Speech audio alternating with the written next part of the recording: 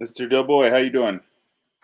It's a wonderful Tuesday evening, 8 p.m. The new thing. I'm hoping, but yeah, we're going good. I guess we had fantasy football this weekend, huh? Some of us did. Not exciting for me at all. So I'm on the bad beat train for players getting hurt and players not producing. So it's been a rough last few weeks heading into the playoffs that we might not see now. So I'm sure you can relate. Maybe your team's crumbling underneath you as we speak. I still feel okay about my team. I lost Lamar. As you guys know, I made a big trade for Lamar 2 weeks ago. I am regretting it, not because Lamar got hurt, just I think I was a little drunk when I did it, and I over evaluated my running back depth, and I could have used James Conner still for the playoffs. So, but my team's all right. My odds are fine. I don't think there's any juggernaut team in my league. There's one guy with a bit of a chief stack that could get nasty. The playoffs in KFFL are super weird though. Only have 4 teams make it, and then just do a 2-week playoff. It's a little unusual. It's definitely not. Like I said, I don't I had Cleveland and Cleveland was great. You see this comment here by Genwire? Yeah. Oh man. He didn't have any questions. Did you win? Did you win? Yeah, he didn't have any questions or concerns in the side chat this week, so I assumed he was good to go, but I don't know who it is. Man. That's crazy. Yeah, that's not how it was for me. my Travis Kelce stayed home. My Ken Walker got injured. My fucking it's so depressing. I think the most depressing player this year that I've drafted, and I'm just like, God, what could have been, is just Kamara. I was down on Kamara, not just because of the suspension. I just didn't think the offense would be good. I thought he'd be better than this. I mean, I assumed that Jameis was going to be quarterbacking the team, not Andy Dalton. But yeah, I mean, honestly, Dalton looked good last night. Yeah, I thought he made a lot of good throws. Taysom Hill on that one. It's hard to blame him because he got fucking rocked in the right in the ball, and a little bit in the head too. But it was more Mark Ingram running out of bounds when he shouldn't have, and some questionable plays. It was a weird fantasy week for me because in my 6 leagues, I had clinched in 4 of them. So I was playing for nothing this week, stacking some sneaker defenses and things like that for the playoffs. And then in 2 of those leagues I have buys, so I have another, week here where those leagues don't really matter. And then I have 1 week where I had to have a bunch of shit happen to stay alive. We have 1 more week before the playoffs, and those things happened. So now I have to go 2-0 because it's that sleeper league where you get a win for your opponent and then a win for being above the league median and score, which I think is the best way to play. So I have to win 2-0. I have to have 2 other teams go 0-2, and I have to outscore a buddy of mine by 90, which is it's a tall order. It's a lot to ask for. Doable. And then I got 1 league where I'm dead. Nice. Super dead. Yeah. It's a non-PPR league, and it's my lowest buy-in, so it's certainly the one. And I wasn't able to draft myself for the 2nd year in a row. Stinks. So, yeah. I was 6-6 in the Dynasty League. Tied for the playoff spot. Lost this week. If I win next week, I'm just tied. Either someone is making the 6th spot at 7-7. So I still have to try. But it's also a $500 buy-in, so I have to try. But yeah, what's the argument for not trying? Higher draft pick. Fantasy football, especially if you're talking about a 2-week aggregate league where you might play a really good team twice, then it's one thing to be like, all right, I probably can't do this, but anybody could be anybody in a 1-week matchup. Yeah. I mean, that's why really if we only had. That's why I think KFFL with only 4 teams making it, we should have done aggregates. Yeah, that would have made sense. I'm not a fan of the 4. I like 6. I like having the buys and then have them come in and just doing single weeks. But that I like 6 for a buddy league, a more just fun league because more people make it and it stays a little more competitive throughout the year. But I think in like bigger money leagues, you want to reward some regular season performance because the 1 week playoffs are so fickle that I think 14 playoffs are good for bigger money leagues. That's fair. That's fair. Yeah, the only reason to not try in the Dynasty League is just for a higher draft pick next year. But I don't think it's worth it. I think it's not for me. Like I'm the highest scoring like 6 and 7 team. Like I'm literally third highest scoring in the league combined, which is I hate it because of where I am. It just doesn't. It's just like the most depressing thing to look and see. Like, yeah, you just have to try. Like, it to try. Like, it just sucks, man. Like, end of season injuries, like right before playoffs, just really blow everything up. It's really tough, and it looked like a lot of things are blowing up this week, but we'll find out. We'll see. We'll see. Yeah, I won my one game. Actually, no, that's not true. I lied earlier. I had two games that mattered, and I both worked out. I'm in the playoffs of the other league, and then the other one I got a week to go with a lot of help needed to get in. Yeah, I'm playing keep away in KFFL this week. The yeah? third and fourth place team are 8 and 5, and then there's 7 and 6s right below it. I get one of the 7 and 6s, so I'm gonna try and dream crush them in the hopes that the 8s do their job. Oh, and I win, see. You're gonna play spoiler. Lose. Yeah, play a keep away. I thought when you said that you were gonna pick up every tight end. Oh no, I don't do shit like that. No, I don't do shit like that. Like it's not. I'll do shit if like I have that. If I have enough time to do that, then I can find another thing to do for 5 minutes. Learn how to like tie a tie or something, like something I don't know how to do. Yeah, like I was never like it depended. It depended on the league also, because most of the time it would be someone initiating it. Like, hey, you have roster room. Go pick this up. Go pick this up and block for him. And like the entire league would just like pick up any available quarterback if they got screwed on quarterback. Like, it was fun. It was fun in my my younger days. Now I don't have time for that shit now. Get it out of here. But no, I mean, if you're playing the person, sure. Squirrel. If you're playing the person, definitely. I hear ya. Definitely go keep away from them. Take everything they possibly need to win. Yeah, absolutely. All right, so we're doing the merge show. So we're gonna start off real quick. Hold on, let me show the squirrel with something real quick because he said he's high score in a league and he's not gonna make the playoffs. So I got a league. It's been running. This will be the 5th year. It's a family league with my wife's family, who are fucking awesome. And I have won it 3 of the 4 years running, and it is competitive. Like, people know what they're doing, and I am the highest scoring team. I just had to win the last 2 weeks, or have like, some crazy shit happen where some losses happened, and let me share my screen real quick because it's definitely the highest score.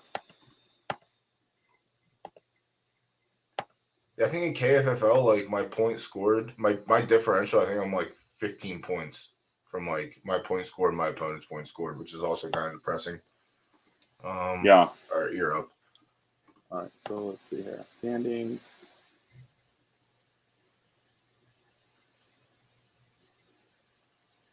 Yeah, I'm at my cabin in the mountain. My cabin in the mountains right now, so a little laggy here on the internet, but so you gotta get the Verizon boost. It's really good, bro. I don't know where you think I am, but there's no Verizon boost here. I get the Verizon. No, Verizon's dog shit. That's why I'm just trolling Verizon every week until. Oh, actually, Verizon's the only cellular carrier that works out here. Oh god, that has to be that's. It depends. So you're an East Coast guy. Verizon is definitely the best on the West Coast that I've found. Yeah, it definitely. That's the trouble for sucks out here. 100%. Yeah, so I've got most points. You'll see here. Also, I'm second most points against. I managed to squeak in at 7 and 6. Play the 1 seed. That's my historically main opponent throughout this league. The only time I lost, I was up by no shit, like 75 points in our 2-week aggregate going into Monday Night Football, and he had Josh Allen and Stephon Diggs combined for like 79. That's the only title I didn't win in this league. Yeah, that'll do it. That'll do it. That'll do it. What up, So Coda? I hear a squirrel. That shit'll happen. Yeah, Such is life. It's very, very depressing. I mean, you want points against to be low if you want to win. I mean, I actually think points against is kind of the most telling stat in fantasy. That's why I really like that scoring system I was talking about earlier, where you could get a win for your head-to-head and then a win for beating the league medium. Because then if you're second, third highest scorer, you catch a buzzsaw, you at least go 1-1. It adds some parity to the league. Yeah, my points for is 15-14. My points against is 15-37. Yeah. I've just that's what I mean. Like when my team went off, someone else's team went off 10 more points better. So it's like, that's all right. That's why I play the game. That's why I play the game. Real quick, my weekly shout out. This isn't to a beer, but this is to so we bought this cabin that we rent out, but we stay here all the time ourselves. It's a saloon here in Bear Valley. I have no idea if it's still active, but these mugs were here and I love them. And I'm currently drinking a very dirty White Russian right now. Oh, Jesus Christ. We're going to lose you in 15 minutes. Can't wait. With that said, we'll jump into high scores and give them their props. Smoke a lot of Pilots came out on top. 187.37. Second time, right? I believe so, yeah. And then it really doesn't matter second through fourth, but yeah, shout out to MDC28, Mr. Pink NFT, Chef Eric, and Buffalo for trying, but you didn't succeed. So shout out to Smoke a Lot of Pot. I wonder if we have his roster, his team. I know we did last time, and they were, it was. I mean, we've seen it but before. a little wild, All right, there it is. I didn't do all what's funny is digging. I've said this before, but I had Jalen Hurts on my absolutely draft list, nice. And then it got bid so late. I have him on. That's why I'm in so many playoffs. That Caucasian gentleman is not Jalen Hurts for the fans out there. That is Justin Herbert. That is Justin Herbert. But that is the ongoing trend throughout the year where we just have the wrong faces on the first drink. Coda, you got to go beer. Or both. Start with one and finish with one. That's all you got to do. God damn, we're not 19 years old anymore. We don't need to be starting with liquor drinks, party liquor. I will drink 12 different boozes in one night and be absolutely fine. Yeah, I can do it. Chop some wood in the morning. I mean, yeah, I can do it. It's just I will say, so this is not a paid promo since obviously nobody's paying us for promos, but I ordered athletic greens about, maybe about a month ago, and I've been on paternity leave for about a month now, and I started taking it, and I've essentially just been on a bender my whole paternity leave, and I have essentially not been hungover the whole time. Yeah, you know what else does that? Pedialyte. That's my shit. Shout out Pedialyte. Pedialyte's an afterthought, though. It helps you with the hangover. I really feel like I go to bed instead of drinking water, and then I drink it when I wake up. Or I'll do the 3 ibuprofen and water before bed, depending on what I drink. Those are all good moves, but I've never had anything actually be effective like this as these athletic greens. Yeah, I wish I learned the tips. Like I said the last time we were on stream. Shit, I'm almost 40. Genwar was my influence throughout life, so he allowed me to drink at the Grand Prix. So I would wake up hungover for Magic tournaments. Like I have an infant, bro. Let me sleep until 11 a.m. Yeah, his infant is like a teenager now, so he doesn't have to worry about that shit anymore. Like there's no sleeping in. But yeah, dude, I'm an old fucking dad. The old ibuprofen before bed or a little Pedialyte before bed's kind of nice too. But Pedialyte's my favorite thing to DoorDash in the morning. But I wish I could buy cases of it on Amazon. Unfortunately, I don't think you can buy cases of it. You can buy the powder mix, but it's not the same. I like drinking out of obvious powder mix. Yeah, they have the instant stuff. You literally just pour it in a liter of water and you're good to go. But I don't have. I've had the liquid IV. That's pretty good stuff. Yeah, but that's all afterthought stuff. This athletic green stuff is expensive. It's I don't know. I think it's like $150 for a month or something. But I honestly, it's been worth every dollar. I felt great every day. So Smoke a Lot of Pot set up a speech. Y'all can read it. It's going too fast. I can't read that fast. But he's very. Rewind it 1 second, and I'll read it for you. Yeah, hold on. Yeah, he's very happy that he won. Not a speech kind of guy. I just want to give a shout out to my boy Joe Candy for all the blood, sweat, and tears that went into getting this all set up. You have good eyes. None of this would be possible without him. If Drew, Clay, or Jared are listening, then y'all need to pay this man. LOL, not all heroes wear capes. Or feathers. Just want to end this by saying, stay thirsty, my friends. Jesus Christ. And stay thirsty and drink responsibly. That's all I'm going to add to that. But yeah, his team was kind of nice. I'm in my cabin in the woods. I've been chopping wood. I haven't left in days. It is fantastic. I've been drinking responsibly. Other than I did cut myself pretty bad with a hatchet. You're still walking. It's not that bad. Sorry. He has my hand. How long did it bleed for? I don't know, a day and a half. Nice. That's a good one. Nice. I hacked the top of my thumb off at work. Yeah, you can still see the white net. Oh, nice. Yeah, I could see the layers on my finger too. It was kind of dope. Looked like a jawbreaker if you cut it in half. But anyway. You're right, wise guys. That's a good call out. Yeah. Also, let's give a quick shout out to Old Sir Pizza. Yeah, he got a promotion. Getting a paid job. He fucking deserves it. Yeah, I always see him tweeting around and doing stuff. One of my favorite nights. You know, there's a reason that, I've been in a lot of projects and I've shifted a lot of those assets and ether to this project because, man, this project's great. You know, we got great people in it. It's growing, and I'm just really excited to be part of it. And I want to be more of a part of it all the time. It's gonna be nice. Congrats to Sir Pizza. I'm not gonna say a year. I mean, a year from now, we're definitely gonna look a lot different. I think, but like 2 years, I think the nights will be what it's like, 100%, just like gears running.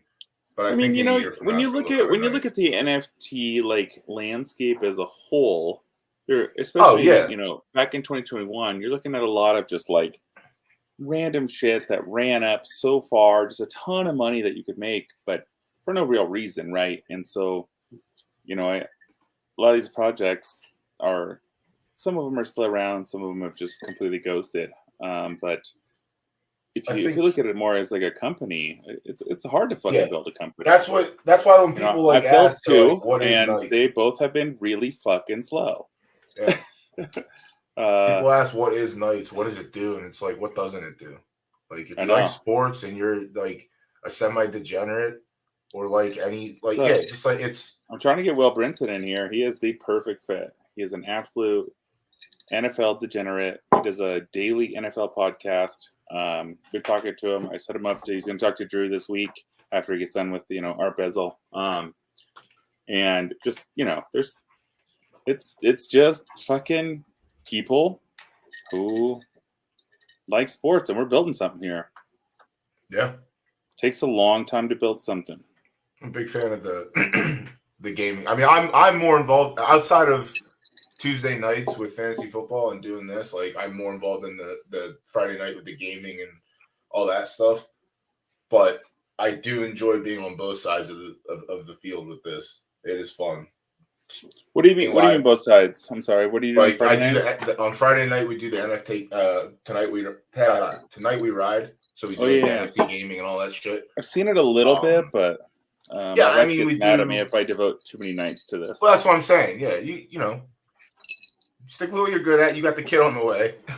I'm semi-established and I can afford to do like the Tuesday, Wednesday night hour and a half here and there. But Friday night's like a 4-hour stream. No kid on the way. The kid's here to be. Sorry, the kid is here, just not present because we're on a dadcation. No, she's downstairs. Oh, you brought the kid. I thought you were on a getaway with the homies. Oh, you're on a family getaway. No, this is my family cabin.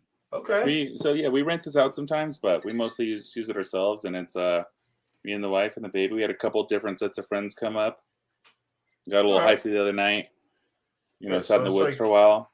We had a nice chunk of property out here. We used to do that with the Outer Banks. We would rent out like a beach house, like 10, 12 of us would go down for a week. Oh, I've heard of the Outer Banks. It's all right. It's fun.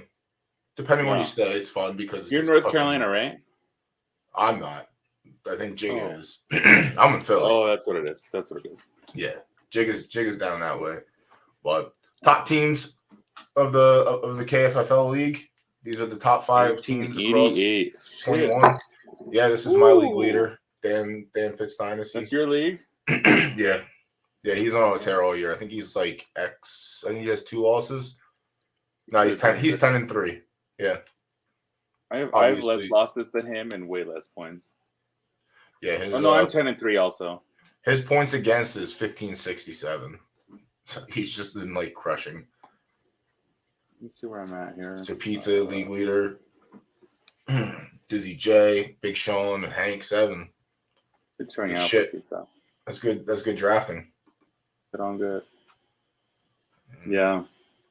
I would have done much better if I hadn't. I literally had 3 players on a must-buy list. And for this last week? It was Hurts, Aaron Jones, and Mark Andrews, and I did not get Hurts.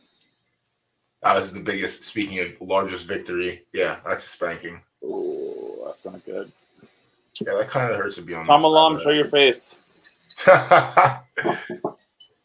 There's a couple of them. Hold on, what's this now? Is this Tom Alam's line? There it is. This is Buffalo's lineup. Yeah, that's a good. I mean, holding it down. Like the 10-point, the 20 carry, 100-yard Latavius Murray, holding it down week to week. Consistent as can be.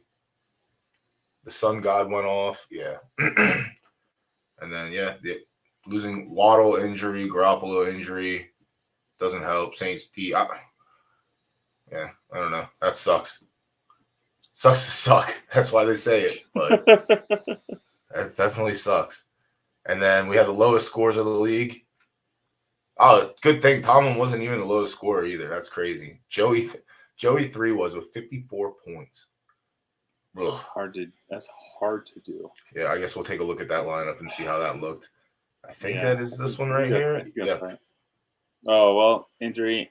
Oh well, he's a dicey play. Maybe this is a.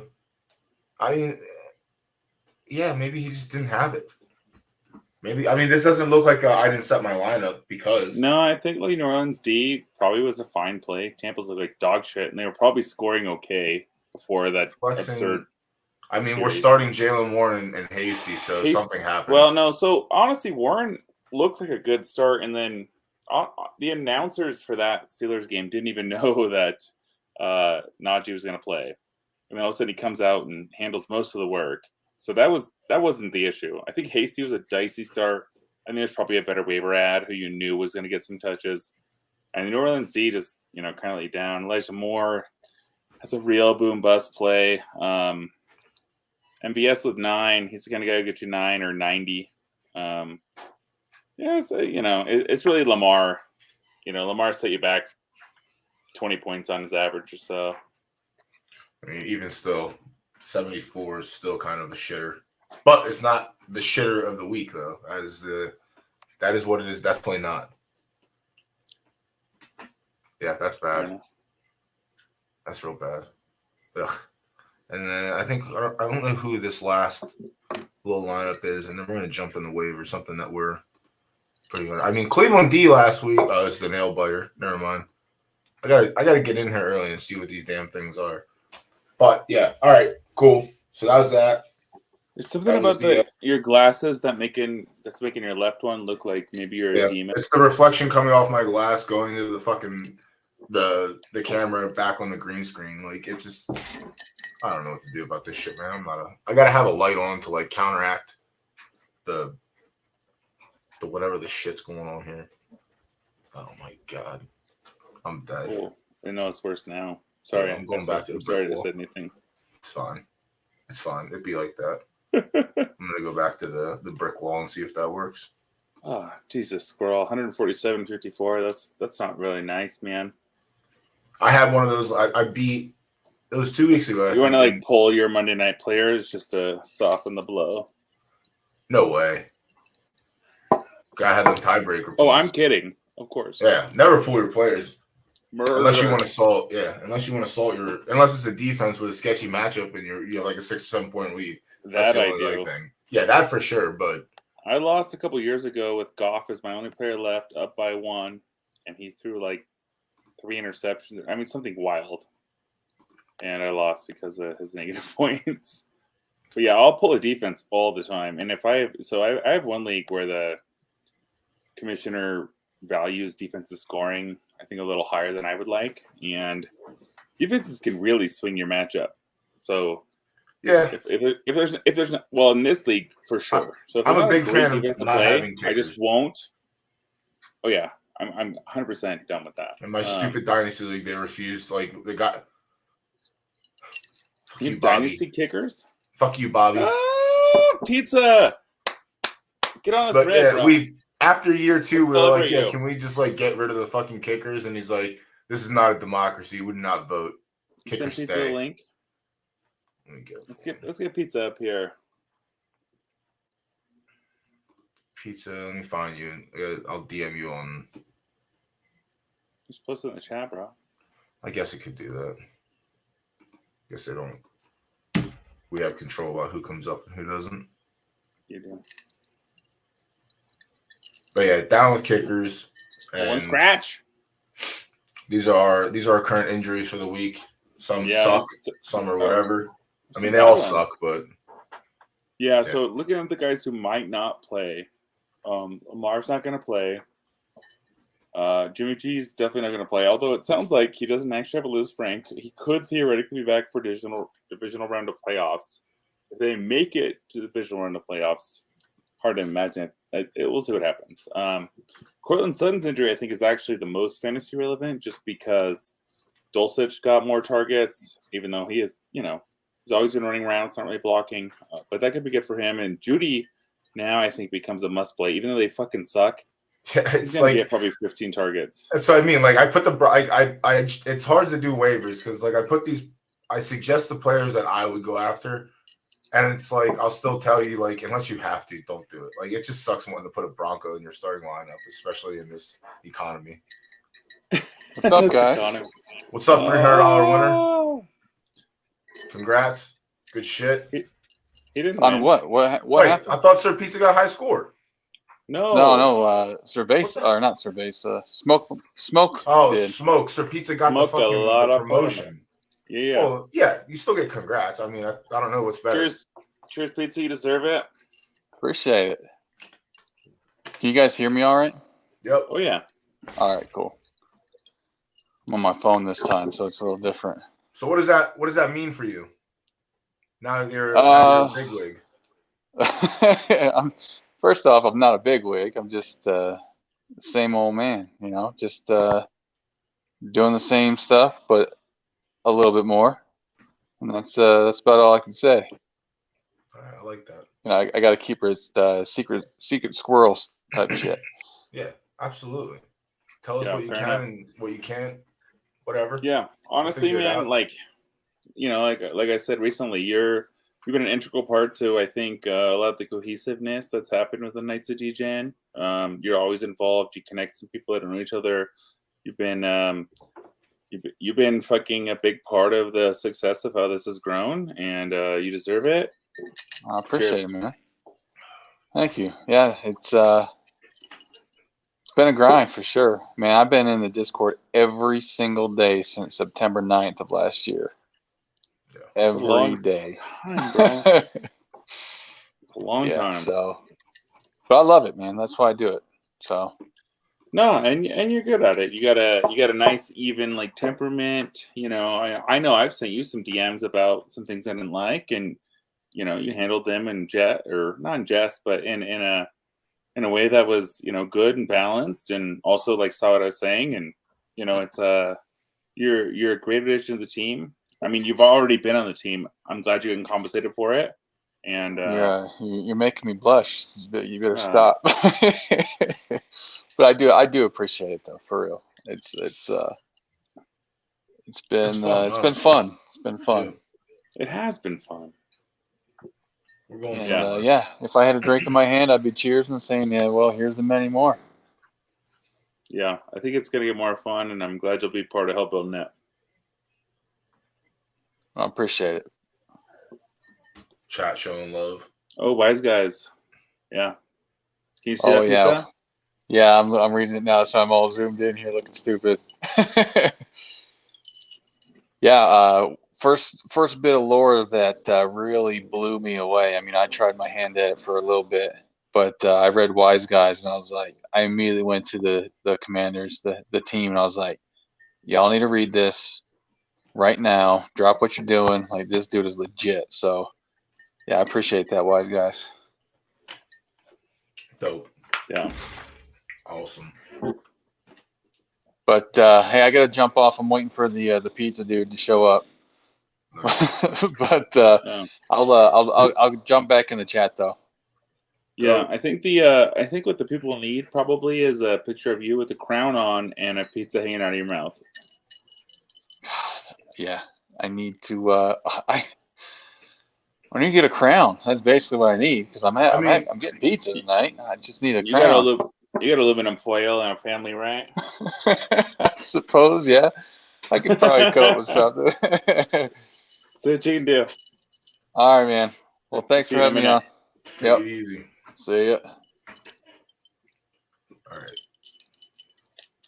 So, yeah, Lamar, I think they said Lamar's 1 to 3 weeks. I didn't see anything about Jimmy G coming back. That kind of looked ouch. Oh, it's not until divisional playoffs. It's not going to be a fantasy consideration. Yeah, so he's done, so.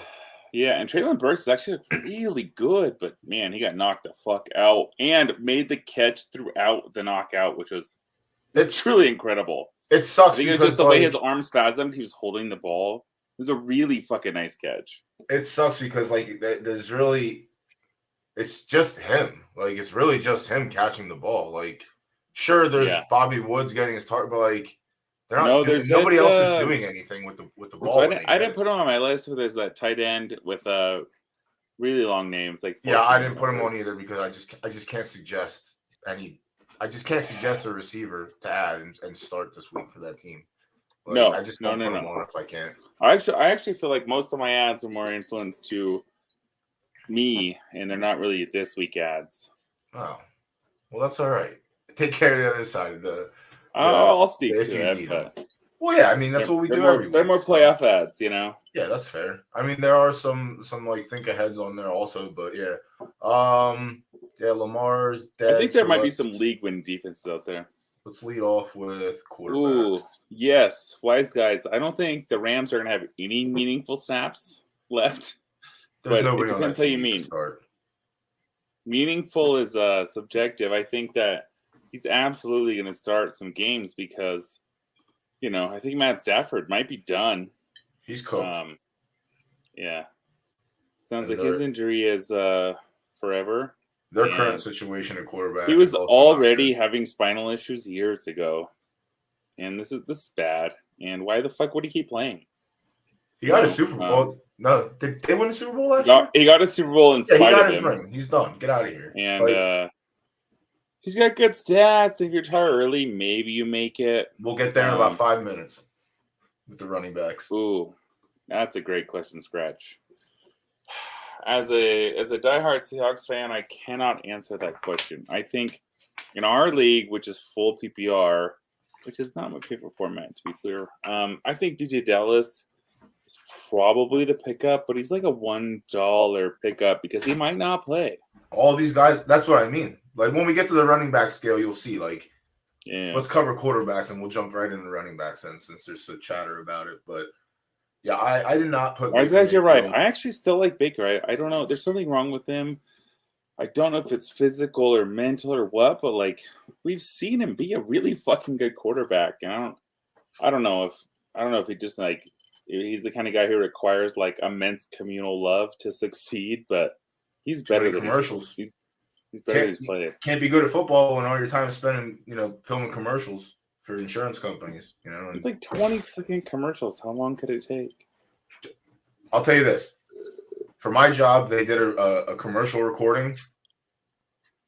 They were there for 12 hours recording. Everybody had to be on set for 12 hours, no matter what your job was. If you were just an extra to be a hands person, to pour coffee, you sat there for 12 hours. You got paid for it, but didn't matter if you were filming for 2 minutes or 20 minutes. It's just a lot of time. But either way, I don't know. I don't know if there's a place for Baker. I don't know if maybe he can. Maybe it's too late for him to do the sit behind and do the backup for a year or two and then come back. But I don't know. I mean, we've seen flashes, but there's no consistency with it. I don't know either. So, yeah, he's definitely not on the pick up and ad list for me at all this year. Oh, anywhere. absolutely not. No. Even if it's 2-quarterback league and he's pronounced a starter this week, I'm still not doing 4 it. quarterback league, I'm listening. Potentially, yes. 4-quarterback league, yes. But yeah, KFFL, 0 chance. But yeah. KFFL for sure. These are my ads where we're just different on one, I think. Yeah, so Goff's the ad. If Goff is available, he might win you a fucking championship. Yeah, Goff had some shitty weeks, but he looked great last week. They get Jameson. What's his name? The rookie first rounder. I don't even care about that. They're playing the Vikings, who love to give up fucking receiving yards and touchdowns. He's getting weapons back regardless, so he should be in high octane. I honestly, I can't imagine Jameson Williams after that long of an injury coming back and being an instant impact player. But he might be. You never know. I mean, look, DJ Shark was the impact player alongside of the Sun God, but like it took him how long to like be meaningful? Like, so it's it's actually funny. I don't have DJ Shark on my list here coming up, but I did put in a waiver claim for him in one of my leagues where I feel like I need a bomb guy.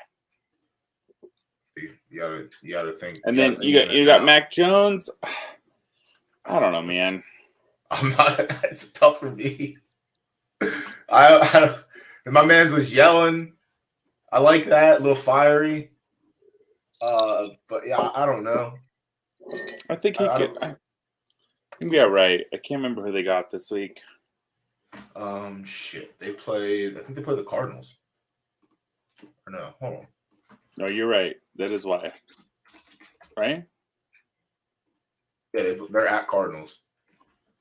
Yeah. So I mean, who fucking knows? When the Cardinals are shit, they can score some points.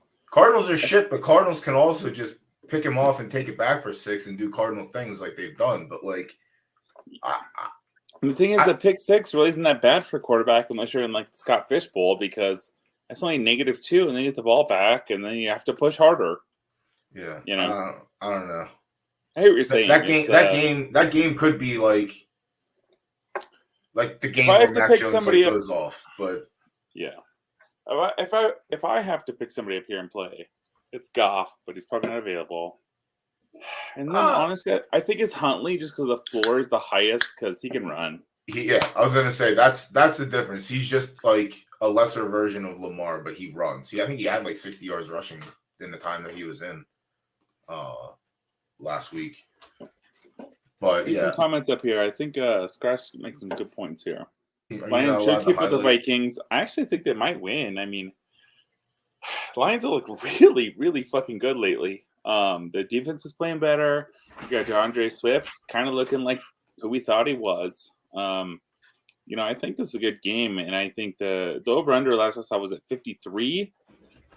And every single Lions games at home this year average are hitting at 62. So, yeah, Huntley had 10 rushes for 40 yards and a touchdown. You'll take that. That's 10 points. I hear what you're saying, but I still don't think that's even true now. The defense has played kind of well enough to win some games without Lamar doing crazy shit. Huntley is a poor man's Lamar. I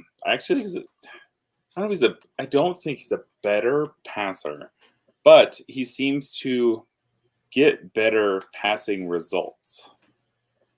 I don't know what that means exactly. His passing, he was 27 for 32 for 187 and a touchdown.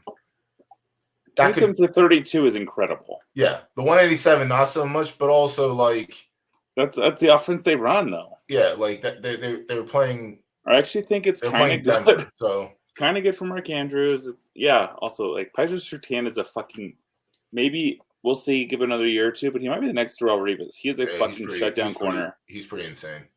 He is really, really good. He's the best corner. He's the first corner I wanted to maybe compare to Revis since Revis. It's fair.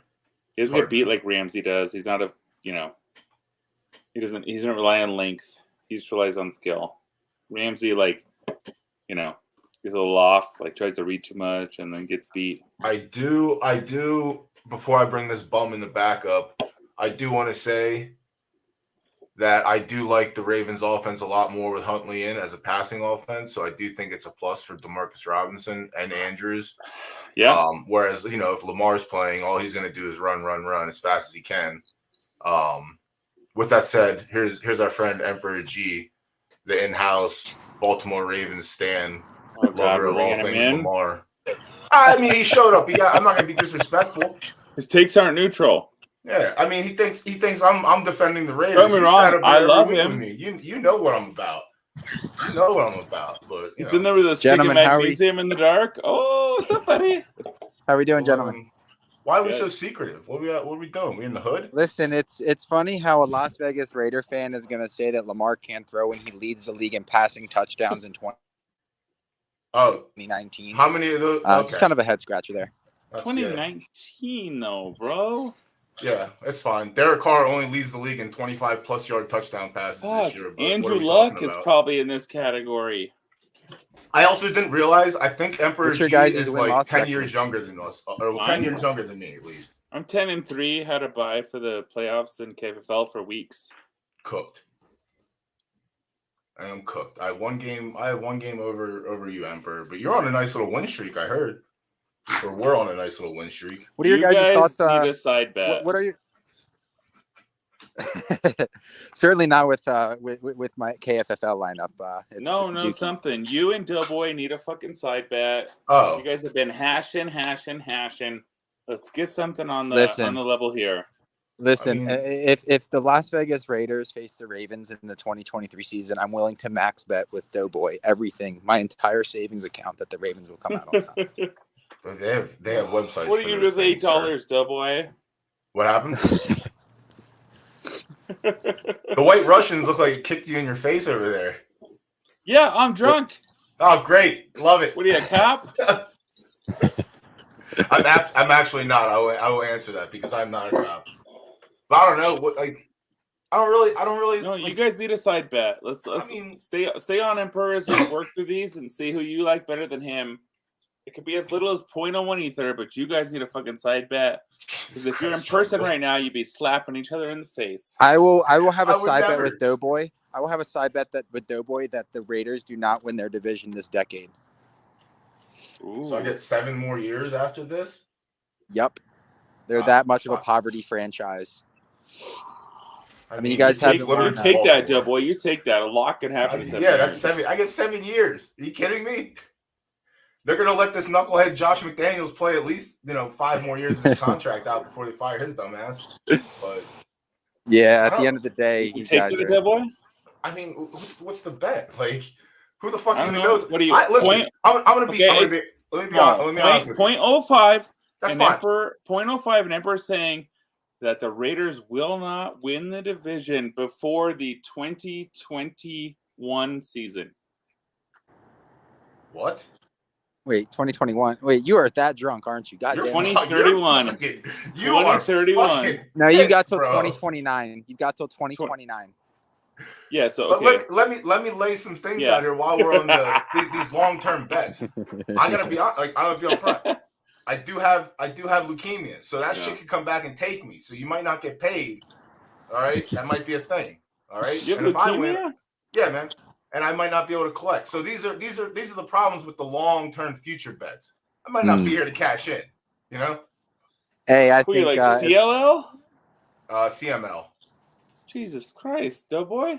What? I'm what good, crazy homie. Live release. I know. I mean, I'm good. Trust me, man. We'll go over my story one day. It happened when I was 20, but I'm still here. That's all that matters. Let's talk offline. CML is manageable.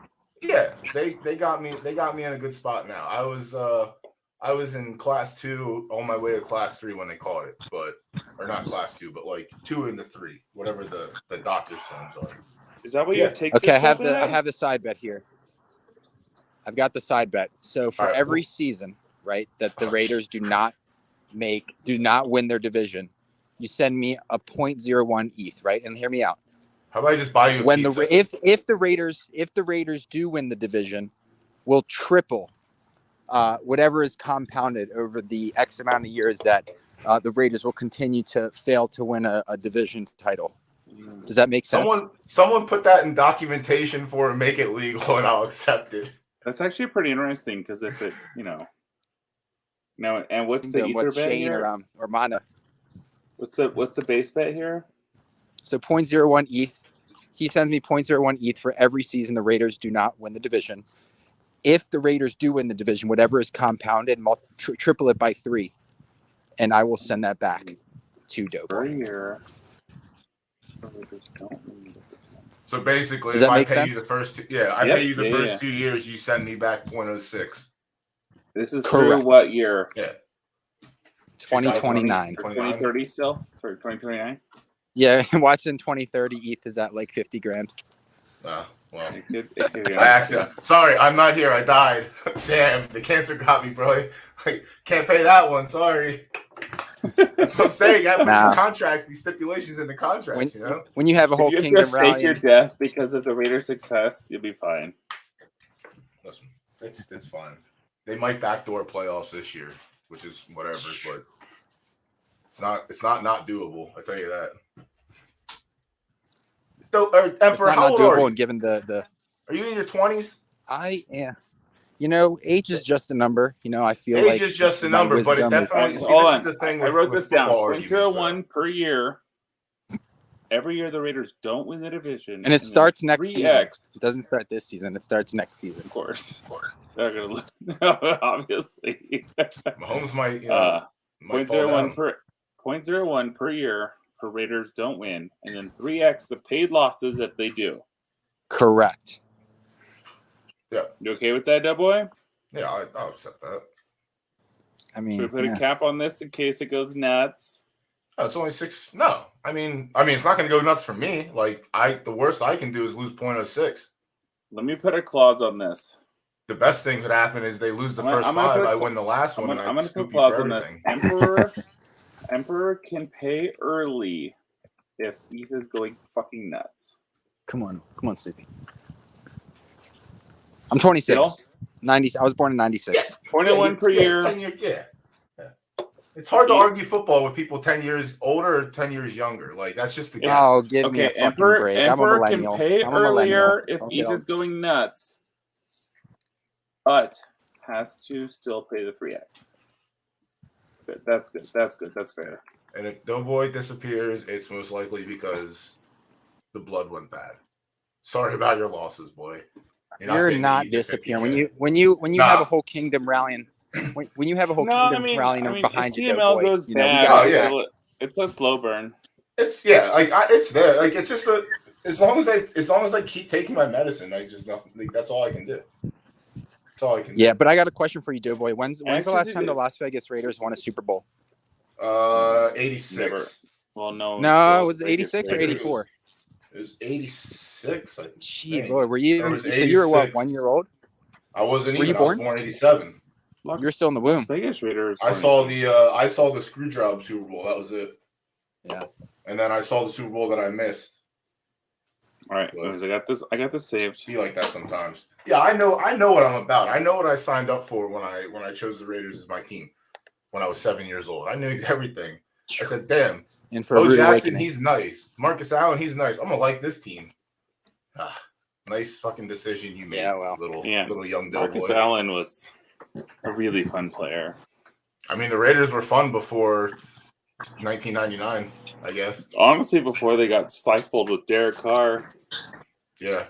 Again, and the weekly jabs at the most consistent quarterback in what he does. It's all right, though. They've actually looked really good the last few weeks. Listen. I love Max Crosby. I don't even like Derek Carr. I don't even dislike Derek Carr as a quarterback. Most of my jabs are just because I think he's just a terrible douchebag, and his brother props him up too much. And I think the man is literally a son of God. How can you call him a douchebag? He's touched by Christ. He is the chosen one. Does that mean he harbors the light of God? Does it to me? Oh my God! You're just how do you? Listen. I hate to cut you guys off, but I got to bounce here. I'm taking some rainbow trout out the oven, about the grub here. So, wishing you guys a lovely evening, and I'll catch you on the flip side. All right, have fun on the UFC show. It's Thursday nights, right? Thursday night. Some more belligerent stuff about one one of the most winningest franchises since 1996. Just fucking plug your show before you leave, knucklehead. I'm trying to plug your stuff for you. Take care, guys. One love. One love. This guy. All right, don't watch the UFC fight show this week, I guess. I don't know what it is. These fucking kids these days. I tell you what, 26. He's 12. He's 12 until he's 27. I'm almost dead. But, yeah, you're cooked. I'm gonna have to carry the show across the finish line, which is all right. Now I'm all juiced No. up. I just meant because I'm almost 40. I'm about to be 36 in less than a month. Ooh, the 9th of next month. But either way, yes, I think Goff is number 1. I personally like Mike White as a number 2 if you can't get to him. Huntley. I agree. I agree. I don't think Buffalo's a scary matchup anymore. Not anymore, no. I think, yeah, I agree with that. Mike White has the stuff, it appears. Doesn't he, right? It appears he has the stuff. I mean, last year we thought that, and he only had it for 1 game, right? But then, second bad game, and they got pulled. Man. Sometimes you got to get, demoted before you understand really what it's about. Like, well, and also, so, like, I don't know about you, but, like, I joined the Army when I was just turned 19, right after 9/11, which I'm a little older than you, right? But, Yeah, you're 5 years. Yeah, so, that was a crazy thing back in the day. I was in 10th grade, you felt like it was the only time, you had to go. You had to go. Is how it felt to me. So I went, it was whatever. Yeah, it's different. Listen, man, I had, like I said, I grew up with some fucking weirdos, man, and weirdos in the sense of like just they're fucking crazy. And our friend came home one day and he's like, "All right, guys, I leave for the Marines next week."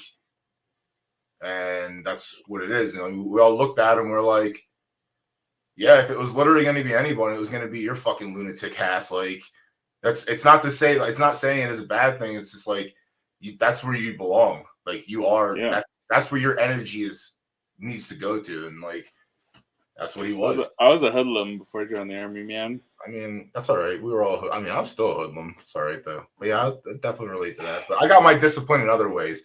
I had a Mexican father who woke my ass up at 3:30 every fucking Saturday to go to work with him.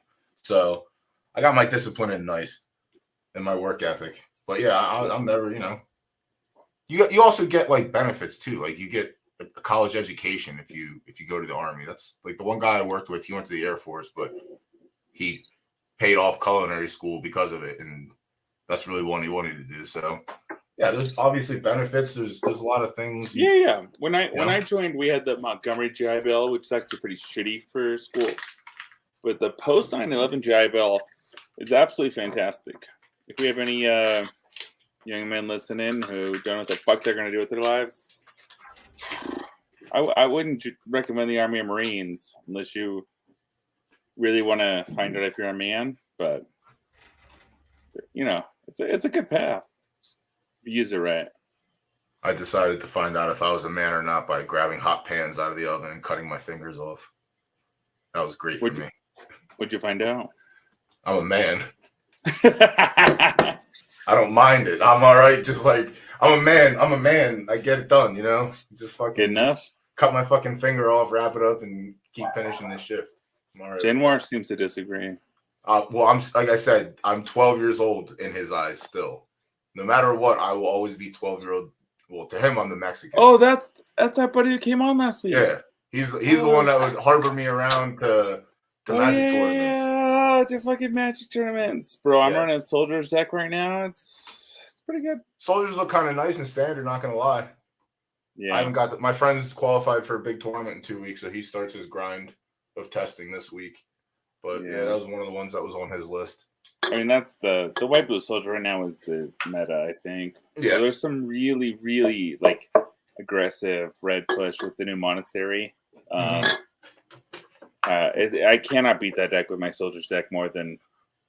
I think it's a play draw. It comes down to who's on the play, who's on the draw. But yeah, I've not. A lot of these decks are who goes first. Oh yeah, that's the best thing. It's not like football where you get to receive and kick, but. All right. We're slowly getting there. Oh We only yeah, got so one running position back for done. me, Cook is the obvious ad. I mean, he's getting a lot of targets. Actually, that's not true. If He got some targets this week, but not a ton. But he's definitely getting more work. Knight, actually, on your list is the best ad, I think. Knight was on my list last looks, week. We talked a lot about him.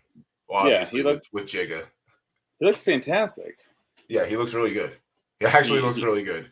I don't think Michael Carter coming back should matter. I mean, he looks really fucking good. To touch he on looks Cook, like the kind of guy who probably should have been drafted, and got missed. He was at NC State guy. Did really well there, but whatever. Also, his name is fucking Bam or Zam. Either way, it's dope. His name is Bam or Zam, and it's really cool.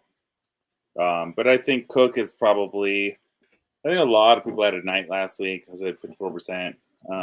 I personally have some issues with some depth, so I'll probably be trying to add some Cook. The Cook. Mason only got a few carries at 8, right? But 54 yards, no catches. I don't think he profiles as the kind of guy who catches balls. So even if McCaffrey gets hurt, I don't think he's going to be the recipient of any receptions. But he's worth rostering. I have him on my KFFL team. I think I'm going to have to drop him for Cook just because I think I need points. Well, Cook's probably more of a starter than Mason is. Mason essentially is just a handcuff or just the guy that's going to get the odd week that he decides he's not to use McCaffrey. I put on my list that I submitted here as a last place here, just handcuffs.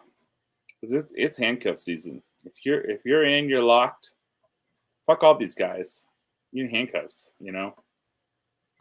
This is fair. Yeah. I do want to touch on the Seattle situation.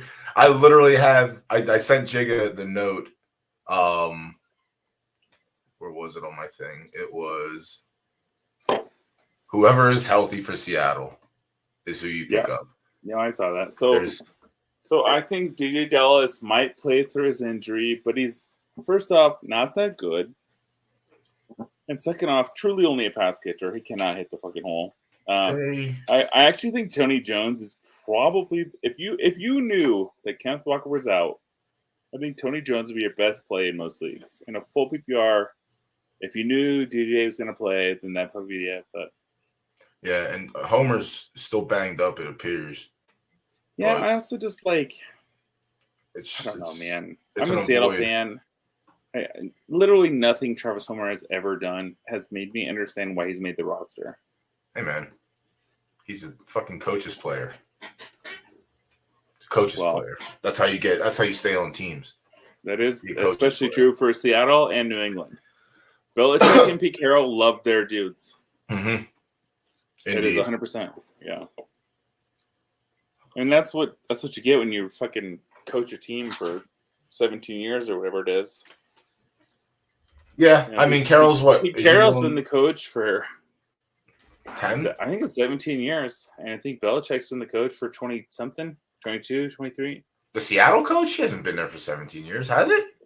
I think so. Because no. He came in before the Beastquake.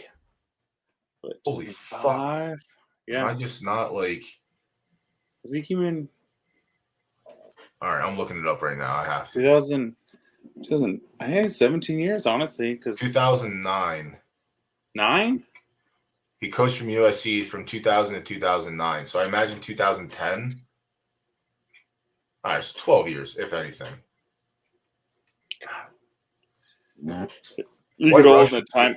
The White Russians are influencing your mathematical skills at this point in time. They are, because I'm one of those people. So I've traveled a lot just throughout life and whatever, and I always equate where I was to that year. But then I got stuck in Seattle for a while. Yeah. Be like that sometimes. It do be like that sometimes. To touch on Cook, last week he had 5 targets and caught 4 or 5. This week he was 6 for 6 on targets and catches. So get more involved. It's actually the kind of like late season like burst you want to see from a rookie. I'm gonna pay up for him in my league. Yeah, Cook, Knight. Knight was on the list last week, so if you got him last week, good on you. If not, yeah, Knight was 0% owned last week, obviously. But yeah, Knight's probably number 2, and then it's probably McKinnon. I'm not trusting the Rams offense, and I'm not putting Cam Akers in my lineup. Of the guys listed here, McKinnon's probably a flex. If I need to play this week, honestly, it honestly depends who's starting at quarterback for the Rams, because they looked all right last week. You're talking about a guy who has won more playoff games than Derek Carr starting at the Rams for quarterback. And that's fair. So, still not starting any goddamn Rams players. I'll tell you that right now. Bad teams are not getting any especially at this point in the season. Like they're playing the Raiders. Actually, honestly, the Raiders have looked really good. Bro, did you look at they fucking Austin Eckler was held in check? Like, I can't remember the last time we held his ass in check. He had like 50 yards, zero receiving anything. Like, that was also another big tilt. Like, because obviously I had Eckler, but if shit went wild, you could make the playoffs. They're not out of the hunt. They're 2.5 games out right now, I think. And they have a pretty okay schedule coming up. There's an outside chance. Like, I'm not holding my breath. If it happens, dope. If not, okay. Like, we knew what we were. You could, honestly, you guys too many close losses early in the season. Like, even if we had 2 more wins, we'd be in the wild card right now. With you guys are the Vikings, just with the wrong coin flip. I like my team better than the Vikings. Let's get scratch. No. Yeah, I like my team better than the Vikings. I like my quarterback better than Kirk Cousins. I think they are literally the same guy. They might be, but I still like mine better. Kirk Cousins allegiance. Stay where he is. It's not allegiance. It's just even play. Like, Derek Carr can at least play in prime time. Kirk Cousins is fucking dog shit in prime time. Like, it's no good. But I just don't like Kirk Cousins at all. Scratch. You want to join the chat here? You're about to have your first beer. Oh my god, yeah, that is a good point. This is fucking Merry Christmas to everybody. Honestly, so I've already looked at this. So I'm flying to Florida on the 21st. We're going to in-laws for a bit. They got a really nice place on like a weird lake in the middle of the state. There's gators everywhere. Do not get in the water. But it's really fun. We take the pontoon out there, do a little fishing. It's I don't know. It's fun though. But it's the best football week I've seen in a long fucking time. World Cup had just ended, and then you got games on Thursday, Friday, Saturday, Sunday, and then on Monday we fly to Paris for a week. It's pretty good. Yeah, that's a nice setup. Yeah, World Cups. We're in the top 4 now, right? Final 4. No, quarterfinals. Quarter? No. Yeah. Yeah. 16-8. France, England is a huge match. So Chicken Nuggets, who does the soccer podcast, he's a Brit. He played for one of the club teams when he's little, and then decided to start drinking when he was 12, and get kicked out. But he's a high-level soccer coach now, and it's a big match. There are some nice World Cup matches on the slate after the round of 16. Indeed, yeah, it's gonna be good. My bracket's looking nice. Everything. I'm 100% everywhere into the second round except for Japan. Croatia. So Croatia's my team I'm rooting for now. Been there many times. I love it very much. It's probably my favorite country outside the U.S. to visit. And I've been rooting for them the whole time. We got my wife and I got engaged in Montenegro. We rented a boat and sailed around the Adriatic for a week. And our captain was a Croatian guy. And he told us a story one night. He's 47 now, but he fought in the Croatian army during like the Yugoslavian War of Independence, the Croatian War of Independence, when everything broke off, and the Serbians were just fucking. I mean, they were going to take it all over, right? Like, it was insane, and they were outmanned like 6-1, and the Croatian army fucking won. That's the war story. That's a war story. We're outnumbered and we fucking stuck it to them, no matter what. I mean, but like just the most unbelievable odds. So you actually, there's actually a video on YouTube. Just Google like Tito versus Croatia. Tito is the old Yugoslavian leader, or it's Tito something Serbia. Anyways, just unbelievable shit. So, we've stayed friends with this guy forever. He sent us a video of him and his buddies partying yesterday morning, and I'm a big Croatia fan now. Yeah, the guy I worked with was huge Croatian. Like that's where his end. Like he wanted to go there, but he was also just a huge Croatian soccer fan. The Air Force man's, but yeah, it's a big sports week still, regardless. Oh yeah, and the World Cup's done. It's back to football, and then I guess basketball. But yeah, the Christmas Day game does not look fun at all. I'm still teetering on whether I'm going to the Christmas Eve game, the Raiders and the Steelers game. I have to look at ticket prices. Yeah, I was hoping that the Steelers would just be complete dog water, but it looks like people want to see the kid. Yeah, so it should be fun. But the only thing I have to fucking deal with is the cold. The last Christmas Eve game I went to was the Raiders Eagles, and that was like 4 years ago, 3-4 years ago. And it was like 16 degrees, and we were at the top of the stadium, and it was fucking windy the whole time, and it sucked. It was not fun. Here's what you need, bro. So I'm currently wearing a. I wore 2 hoodies and I'm currently wearing a onesie out of this a Norwegian company called One Piece. I have a few of these. It's a very, very nice, super warm onesie. I went to Lambeau last year to see the Seahawks play, and I was toasty the whole time. Yeah. Also, the downfall of always being cold is I have dog shit blood. So I get heat flashes, I get cold flashes every once in a while, but cold on cold. I'll tell you what, Joe Boy. Send me your address on Discord. I'll send you a onesie. Bro, I got a onesie. How tall? No. I don't got a nice one. I'm 6'4", I believe. A onesie. 6'4". 6'4"? I got a nice little keg in the front. Not a little keg. I got a little quarter keg in the front, hanging off the gut. Nice little stockage. Send me your address. I'll send you a nice onesie. Oh, I appreciate that. Yeah, I'm gonna wear my onesie next week. My nice one that I got with the monkeys on it. It's nice. Well, you can zip it up, Pizza, if you got to. No, you don't gotta do that. You always have to leave it like quarter zip. You gotta let them know what you're working with. No, you mean business. Well, it's fucking hot in here. I've been burning wood. Oh shit! All right, on the wide receivers. Oh yeah, we gotta move on. Big fucking wide receiver list. Yeah, it's wide receivers, and then we'll sail through defenses and tight ends. Tight ends is still a wasteland. I actually think defense is the most important thing to touch on. This week, yeah. Well, this week, next week, and into the playoffs is probably just like people to grab, yeah. Yeah, shout out to everyone who grabbed the Browns defense last week. That was huge. But yeah, wide receivers. I have Shark on mine. If it's funny because I picked up Shark and I didn't have him on a list, but I just told you I put a claim for him. I think he's most likely to score the most points of these guys. Yeah. If Goff's going to sling it, then the weapons around him are worth having and rostering. I think Corey Davis actually played really well. He just missed a lot of games, and they're slinging in. Getting targets as well, which is nice. I actually think he's probably Dotson's the best play, I think, for the rest of the season. He's a really, really talented first-round wide receiver. Came off injury, got multiple targets. I think that's the best receiver on this list that you could play. If I'm playing this week, I'm playing Chark.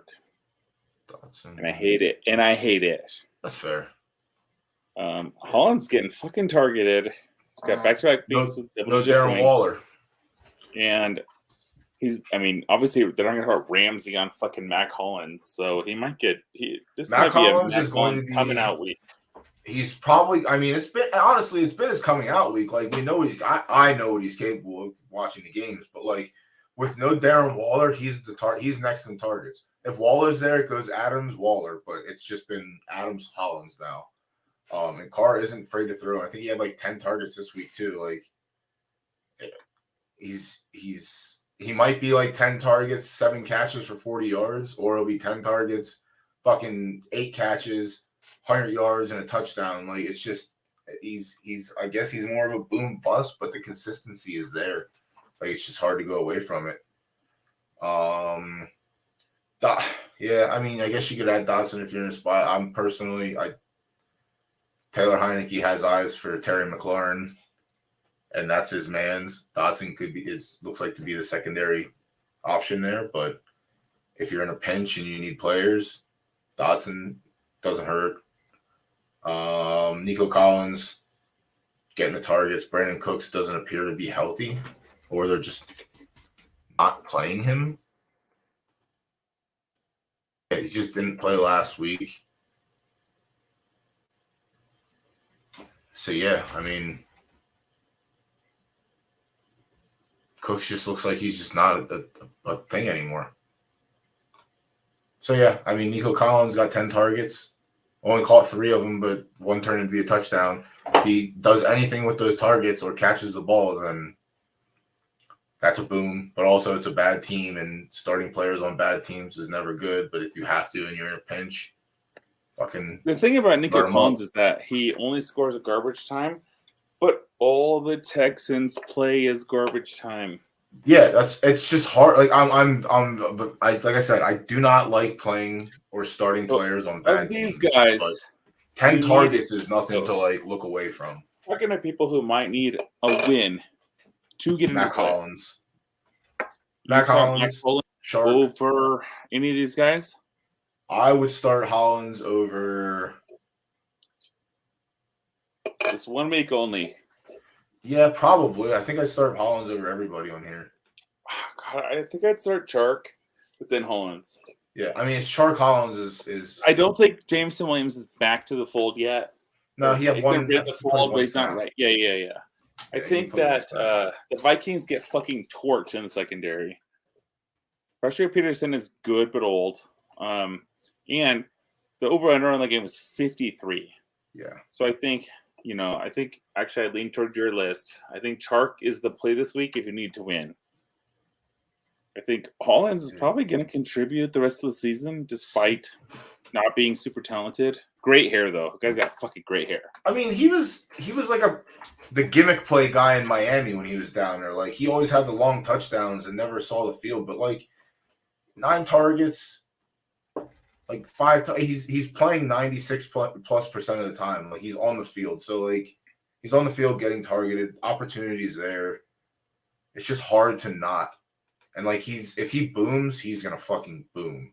And if he busts, he's going to put up 6-7 points. Like, it's going to suck, but it'd be like that. It just be like that. Yeah. But then, yeah, like, Collins is just it's bad. It's just a bad team. Like, and I have Hodgins on here is because the Giants need someone to catch the ball. And it looked like, Daniel Jones had no problem going to him last week.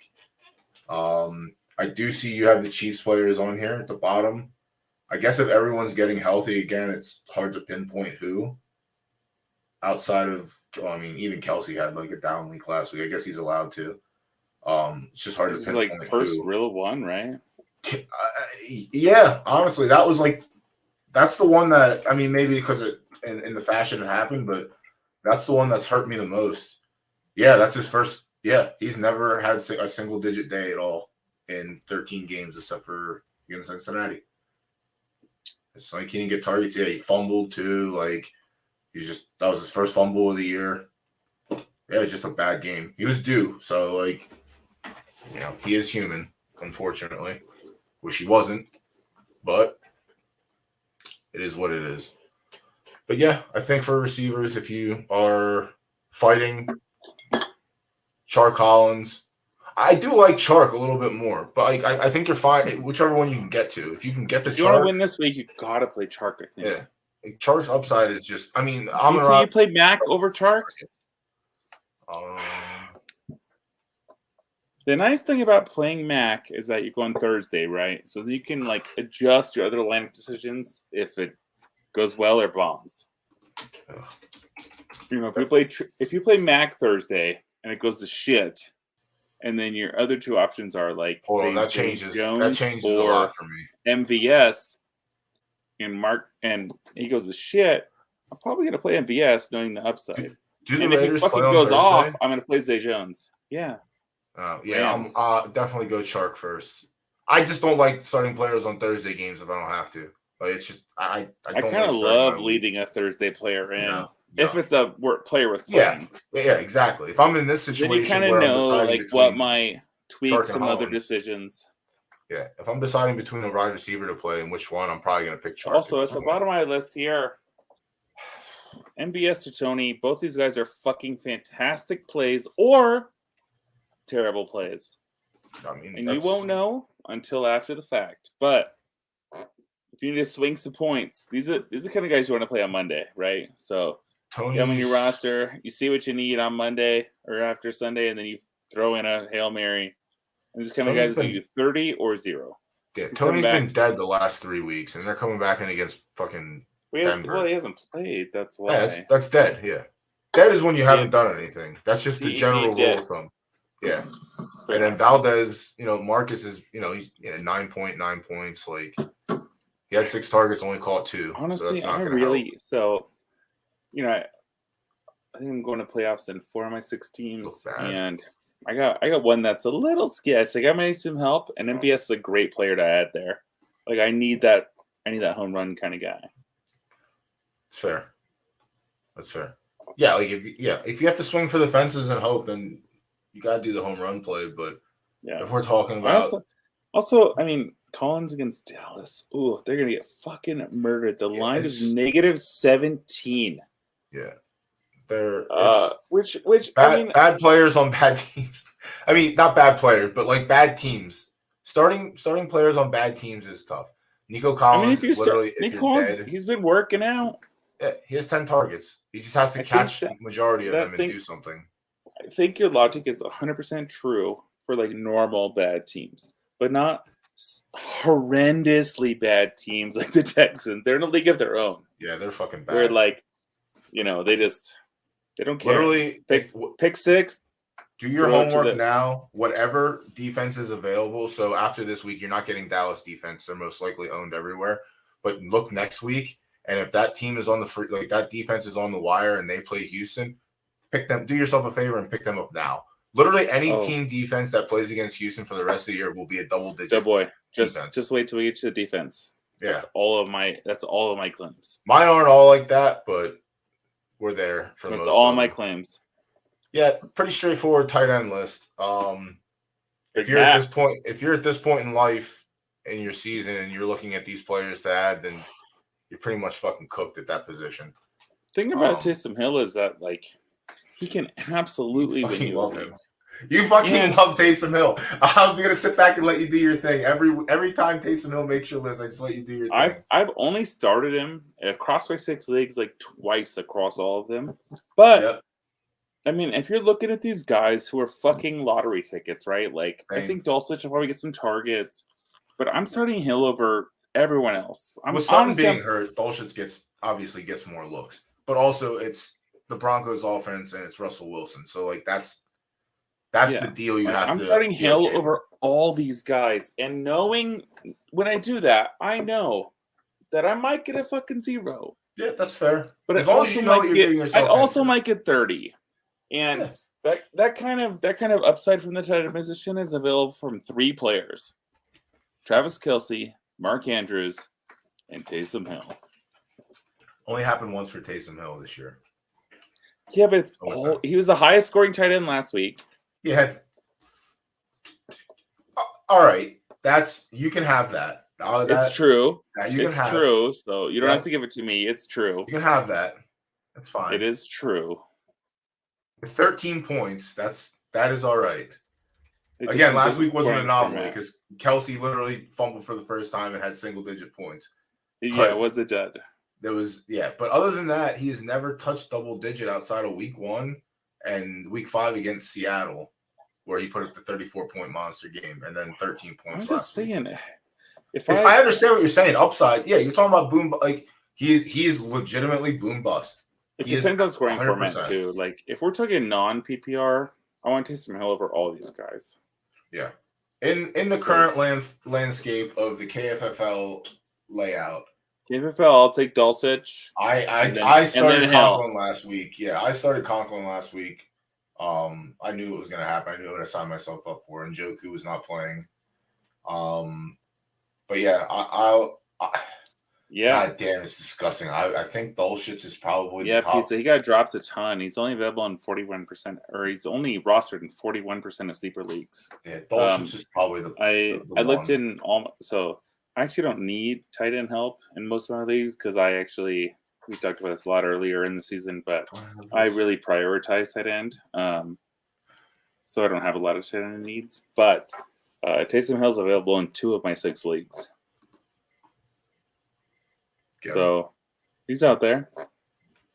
Yeah, and he's he will get you a 0. I mean, no, he'll get you like a 2 or a 3. Like he'll get you something. I don't think he'll get you a 0. I just think like get something. But I get yes, I understand your layout of what your tight end's a wasteland. Yeah. I like a little bit more. Tell me the tight ends you would start over him, Doughboy. I would start everyone on this list. I'm still not sure about that. Siri over knows. Him? See, Siri even knows. She's not sure either. But I think it's. I literally would start anybody over Taysom Hill. I just don't like the gimmick of I can get 3 points, but I can also just get 3 points from from Conklin, or I like Ingram's situation this week. It's not a good one, but he's going to be a safety blanket. What if we did this? The targets are going to be there. Okay, so Taysom versus Conklin, Otten, Ingram, 0.02 per player. All bet. Better. Yeah. Yeah, I'll do that. I'll take Conklin, Otten, Ingram versus Taysom Hill this week. All singles. Okay. So I can the max I can 0.02 per or 0.01? Yeah. No, 0.02 per is fine.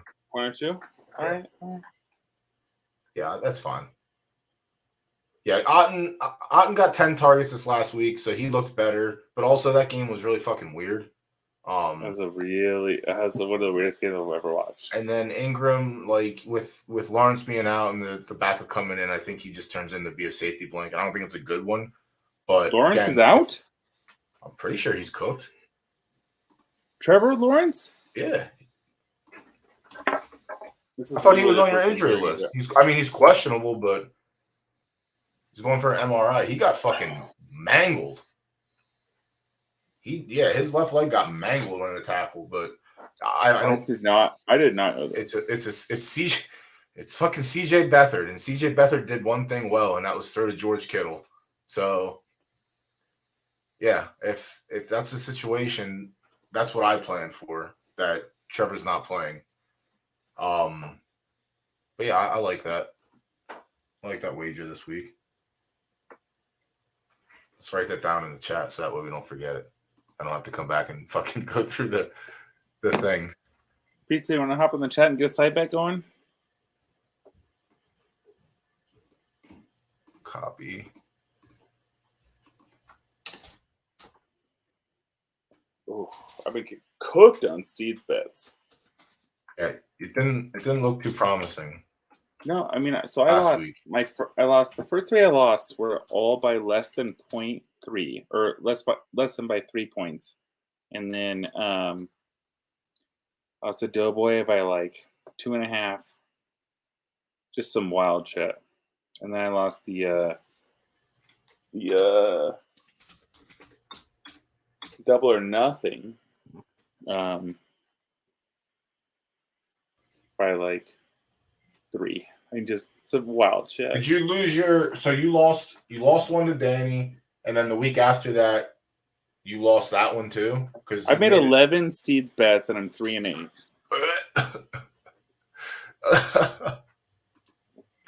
Oh, you started off the year so good too. Oh, I didn't make any early. That was probably probably part of my problem. I also just made like some really just wildly unfortunate weekly bets where like my first 3 losses were all by less than 3 points.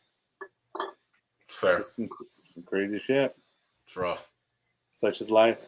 Yep. On the defenses, we match up on a couple. You have some future scams in there. I have 1 or 2 future scams, but yeah, I like the Chiefs. Me and my friend, we looked at the thing last week. Chiefs had, I think, the next 3, well, counting last week, this week, and the week coming up after this week, I think they had 3 solid matchups. It depends when you need them, of course. Yeah, but they were like a futures ad last week, but I think they're a fine start this week. Titans, I think they're fine. They're for week 16. Yeah, you're going deep in the league. Jesus. Oh, you're going into playoff mode already. Honestly, the teams I have that haven't shit, I'm set on. So I really like the Titans for week 16. I've had the Eagles most of the season. Like, I think we probably both do. Yeah. And I like the Eagles week 15 against Chicago. I think, we might get torched a little bit on some yards or whatever, but I think it'll be a good performance, probably some turnovers. But week 16, I don't love them against Dallas, so I want the Titans against the Houston Texans. Yeah, that one's fine. Like I said, I planned for this week, so I'm assuming CJ Beathard is starting for the Jags. And So I this like the week, Titans this week. So this week you want the Panthers. You want the Packers. No, wait. Is that the, No. Nope. It's Chiefs. No. Right? I don't want the Packers this week. No, it's They're on the Packers bye. week 15. They get the Rams next week, so you want them for week 15. Yeah. Or week 16, sorry. And then Broncos want the Titans futures. Back to back. Yeah, the Broncos defense isn't terrible. It's just they get Kansas City this week, but then they get Arizona and the Rams. The Arizona game could be like a 10, 12 point game for them, depending how Kyler decides to play. The KC one's going to be tough. I like KC this week against them, against the Broncos in that matchup. We have the Rams this week, so obviously I like the Raiders this week. Again, if you have to play them in prime time, play them in prime time if you have to. I mean, if you can't get the Cowboys defense, who's probably locked up, that's the Cowboys defense is probably the smash play of the week. Done. Yeah, they're the smash play of the week. I like Seattle this week, and I like the Commanders. Honestly, regardless. The Commanders defense is never terrible. It's good, and they don't get into shootouts. Seahawks aren't good. They're not. I mean, you like the young defense early in the year, but they're playing Carolina, and I like that matchup. Yeah, I do like too. that matchup against Sam Darnold, I believe it is now. I want to like it. That's fair. I understand. You're a homer, so you can, No, I mean, our defense just hasn't really looked good. Sam Darnold, surprisingly mobile for Sam Darnold. They run a lot of read options with him, and he reads it pretty well. And that's not what we're good at. I tell you, the one thing I do like is Sam Darnold loves to throw interceptions. And also, while he is running, he is likely to fumble. He does like to fumble a lot as well. But yeah, that's just why I like Seattle this week. Is I just like the matchup. I don't think that offense, the Panthers offense is high octane. I think they're manageable, and I think Seattle can probably manage to keep them in check and get a couple. I'm a little worried. Deontay Foreman's a good running back. They didn't. And look at last week. They used Chuba more than they used Deonta. So they don't even know what they're doing. They ran the ball 41 times last week, so that's fine. But 17 of those 41 went to Chuba Hubbard. Chuba's not an NFL running back, I don't think. No, absolutely not. Deontay Foreman certainly is. Yes, he is capable. He had 24 for 113. I think they probably have. Well, who knows? They might try to, just because Chuba's young, they might try to work it out. But D'Onta Foreman's relatively young as it comes to like NFL touches because the Achilles thing, and he missed so much time. He's kind of like 5 Cordero. years. Cordell's Played. what 31, but doesn't have that many touches, and looks spry when he plays. So Foreman really doesn't even have he doesn't have a full season. He just has half seasons because of getting hurt. But like 2018, 2019, he literally did not play it. Well, I mean, he played one game in those 2 years. So like he doesn't have as much mileage. He's looked nice. Honestly, no, he's exactly the kind of guy that I would like the Seahawks to sign. Yeah, he's a good running back. I mean, in the offseason, I think he's the kind of guy who he fucking runs hard, and he's a 20-touch running back. He runs like he doesn't care if he cares like Achilles again. He's fucking running to run. You're on a second life at that point, or second. Yeah, you're just on a fresh start. That's your second start. You get a second chance. Well, it used to be death. But yeah, I mean, I think Commanders are great play. They honestly look really good. I mean, Taylor Heineke's still ass, but that defense is good enough. Yeah. So my top three here at the Chiefs are the team that plays the Texans next, followed by the Titans, who play the Texans after that, followed by the Jags, who play the Texans after that.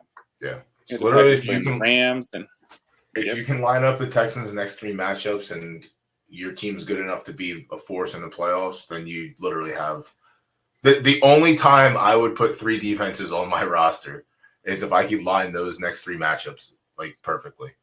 That's what I'm trying to do right now. Yep. Chiefs are mostly rostered, but Titans and Jags aren't. Yeah, Chiefs are 45. Seattle's 55%. Like they've had some shitters, but like I said, I think this week's matchup's not as shitty as it looks. No, I mean honestly, like they should beat Carolina handily. I would hope so. I mean, it doesn't look very good if they don't. I mean, here's the thing: like Seahawks are 7-5. They played 2 games against teams with winning records, and they split those at 1-1, which means that they are 5-5 against teams with losing records. That's fair. They've had one of the easiest schedules in the NFL, and the defense is young as fuck, and also, we fired Ken Norton just honestly like as a PR move, and then hired his disciple, and we've been running this same shit fucking predictable base defense where you can murder us in the flat or murder us with the tight end over and over and over and over, and we will not adjust. And that's just simply how we play defense now. Yeah. We do not have Cam Chancellor to come around and murder someone. And so now that was the one thing that was like a little refreshing watching the Raiders play on Sunday is fucking Chandler Jones actually looked like Chandler Jones for once. So that gives me a little more confidence going into the game this week. I mean, you guys could make the playoffs. Very outside chance. They have to win. They literally have to win out. But we're on a 3-game win streak right now. Like I said, the playoff. It's doable. Honestly, man, I think you guys might make it. Like you guys, obviously, there's some games you lost that you certainly shouldn't have lost. So you set a record for point losses in the fourth quarter or something. 6. You guys might make it. The Jets are next in line at 7-5, and we're right behind. We just beat the Chargers, who are 6-6. We get New England next week; they're 6-6. So if we win this week and win next week over the Patriots, I think that puts us right outside of the wild card. Well, and the Jets got to play the Bills at Buffalo this week too. Yeah, so it's lined up kind of nice to where things could happen. But listen, man, I've been here before. I've been here before. I know how it ends. But we'll see. I play 1 week at a time. That's how I do it. 1 week at a time. It's weird because you guys have better teams at the top than the NFC for sure. But I don't know. There's some competitive wildcard teams there. The Raiders should be better than their record. We have the number one rushing. We're the rush leader, and we have. I don't know if Devontae Adams is the yards leader yet, but he's fucking close. Yeah. And then we have Josh McDaniels. How do you feel about them not picking up the 5th-year option on Jacobs? How did you feel then, and how do you feel now? I try not to get attached to things like that because in the end, I understand. Well, don't get attached, but how did you feel? Like, did you think it was a good idea to not renew it? And now do you wish they would have? I mean, I still think they're going to try to give him something. But I didn't really have I don't really get feelings towards that kind of stuff because I know it's all a fucking business move no matter what. Like it's all business. Like I'm not talking about sentiment. I'm talking about business wise. Like I think it's like a fine really fucking good running back. I mean, he's always been a really good running back, but I know that's I was really surprised that he won the 5th year. Josh McDaniels wants to see his toys because he can go out and get his own toy that he can. Yeah, but the 5th year is so cheap; it would have been like $8 million. Listen, man, you don't have to. I'm telling you, and Josh McDaniels is dog shit. I'm telling you right now. I do not like this son of a bitch. If he can coach our team to the playoffs, that's awesome. But I don't think that's true, though. I mean, I don't think we know enough. His first stint, he actually did pretty well as a coach with some really, really bad PR decisions. Tim Tebow was his quarterback. That's fucking terrible. And so he actually succeeded with Team Tebow more than anyone else did. He shouldn't have drafted Team Tebow. He should not be in charge of personnel. But he actually did pretty well with Team Tebow if you look at it, right? I don't want to. Better than anybody else did, right? I don't want to look at it. Well, to be fair, at that point, after he left the Broncos, he signed on with the Jets. Yeah. And the Jets were jetting at that time. And then Bill wanted him to play he wanted him to try tight end. Tim Tebow said, "No, I'm a quarterback." And Bill said, "Well, not on this fucking team. You're out of here." Then he signed on with the Jags as a tight end. Well, that was years later. And then, I just feel like his decision making. Tim Tebow, back in he should not have been a first-round quarterback pick. Of course not. And I don't think he should have been a quarterback in the NFL, which is easy to say, but he looked terrible. He never looked good as a quarterback. He just looked terrible. Couldn't throw. And he's a fucking lefty. Tua, a lefty, is miles better than Tim Tebow ever could have been. Do you think Tua is good? I don't think he's great. I think he's good. Fair enough, yeah. Do you think he's better than Derek Carr? Probably not. Not at this point. He can be. Until he stops getting fucking bent in half like a fucking garden chair. Yeah. That's it. That's going to be his downfall. His my one positive thing I'll say about Derek Carr is I do think he is kind of tough. I mean, you can look at the stats on him. My man's is a good quarterback. It's all right if you don't want to believe that. You don't have to believe it.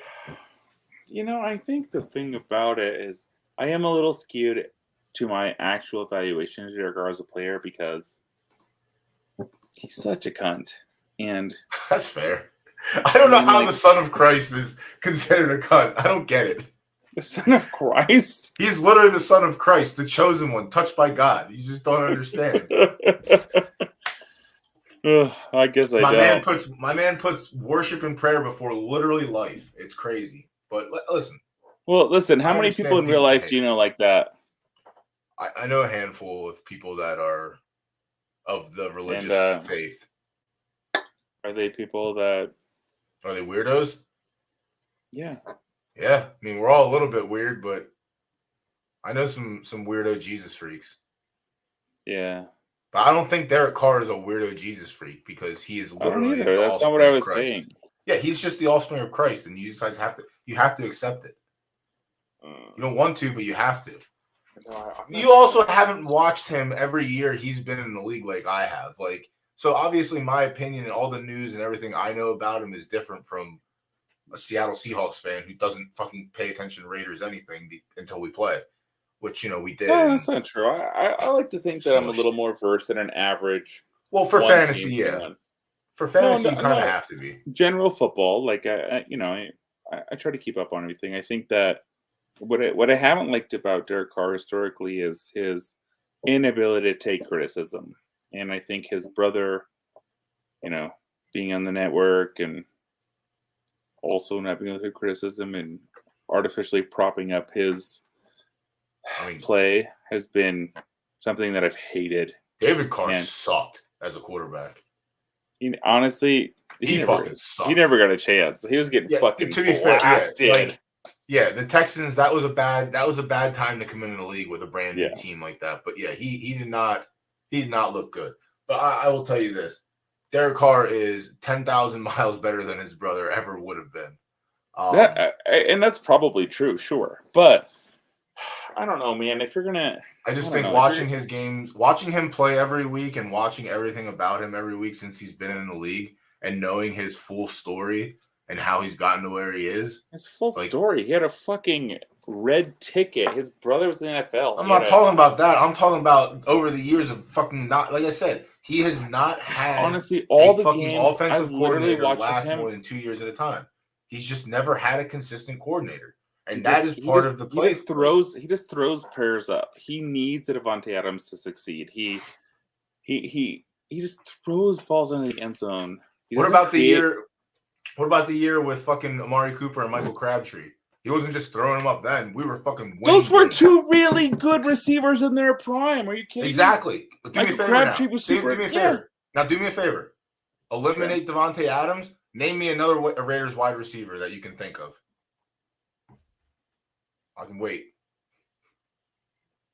I'm still waiting. I can't fucking wait till next week. Jerry Rice. Yeah, he didn't throw to Derek Carr. Sorry.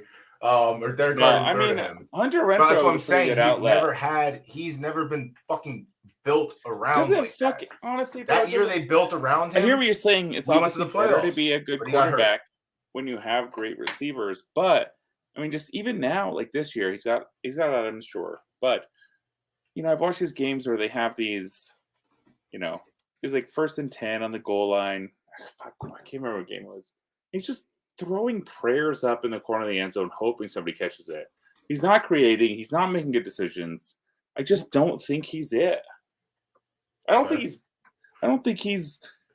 he's probably in the, the upper half of NFL quarterbacks in the top 16, but I don't know. That's fair. But like I said, I've watched him play every single game. I've known his coordinators every single year, and I know the players that he throws the ball to. You literally cannot name another wide receiver past Amari Cooper, fucking Michael Crabtree, and Devontae Adams that has caught the ball for him consistently. Like, we have rotated through so many players. There has never been a consistent for him ever. The literally only consistent was the offensive line for 3 years. That was the most consistent thing we had. And our running back with fucking Jalen Richard. And Marcel Reese, fullback, catching fucking deep passes down the sideline for fucking 60 yards. That's what I'm saying. Like, he's just he has not been given the opportunity that other quarterbacks have in terms of it's basically the opportunities. He started for 10 years. People watching Aaron Rodgers complain about not having weapons. I've literally watched Derek Carr not complain about not having weapons, but just have never seen a team put the weapons around him. Never seen it. I mean, nobody really asked him about complaining about weapons when they weren't in the hunt. Do me a favor. Why do you think Geno Smith's doing so good? You think it's coincidence that he has a fucking DK Metcalf and a Tyler Lockett to throw to? When has he ever had that before? Well, I mean, in fairness, he's only really ever started once. Like, he for the Jets, he never had a chance. Like, when he was with the Broncos and he got a chance to play, he had Cortland Sutton to throw to. But, I'm a firm believer in, you have to have a team around you to succeed. You can only do some, again, Lamar can run and not throw. That team, I don't think, will win without him. I personally do not think the Ravens will win without him. That's just me. They have the easiest remaining schedule. This is true. So we'll see what happens there. But you're right. It's just tough. I mean, it's just different scenarios and different Yeah, I mean, I don't think Derek Carr's gotten that bad of a beat. It's not like he got like a I know Brady it's all Quinn type beat where he got drafted to some dog shit team and they got burnt into the ground or something. Like, he's had some weapons intermittently. He's also had free reign to play quarterback for years now. And I don't think he's bad. I just don't think he's good. I mean, 4,800 yards rushing or passing last Tom year. Brady made Deion Branch a Super Bowl MVP. I mean, Deion Branch was still a fine player at his position. I mean, he was a Seattle Seahawks. He was like a Black Hunter Renfro.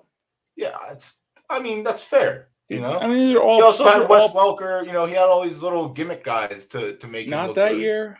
Well, no, not that year. But I'm saying Bill made sure he had little. In fairness, fast Wes Welker had Caucasians been in the year for 5 years before he came to the Patriots and became a star. Started with the Cowboys, the Rams, and then Julian Edelman was a 7th round pick as a quarterback. I mean, and he wanted to play football. And I simply don't think I don't think it's fair to say that Derek Carr hasn't had talent around him. He has had some bullshit with coaches, sure. I will say this. If you want to one day, we can sit down and we can look at the rosters over the last since he's been in the league. We can look at them. And I'll let you determine whether or not the receivers were good or not.